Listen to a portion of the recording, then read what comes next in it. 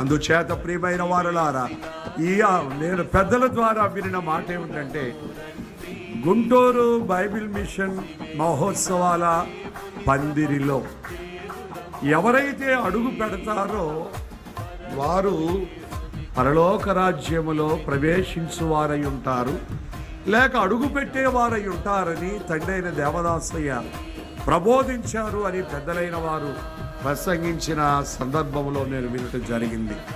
ఆహా, ఎంత ధన్యత! ఎక్కడ గుంటూరులో వేయబడినటువంటి పందిరిలో ఎవరు పాదము మోపుతారో వారు అక్కడికి వెళ్ళకపోతే దైవజనుడు తన విజ్ఞాపన మారడట. అడుగుపెట్టిన ప్రతి పాదము అక్కడ కూడా అడుగు పెట్టాలని ప్రభు పాదాలు పట్టి విజ్ఞాపన చేస్తాను అని దైవజనుడు చెప్పిన మాట మనకెంతో గర్వకారణముగా కనబడుతోంది. ఇప్పుడు ఈ 1000 ఏళ్ల శాంతి పరిపాలన కాలంలో జరిగే ఆరాధనను తలపోసే ఆరాధనను ఎత్తి చేసే ఈ ఆరాధనలో ఏకీవించినటువంటి మీ అందరి కొరకు ఆత్మస్వరూపైన దైవజనుడు దేవదాసయ్య మీ కొరకు విజ్ఞాపన ప్రార్థన చేయవారైనారు.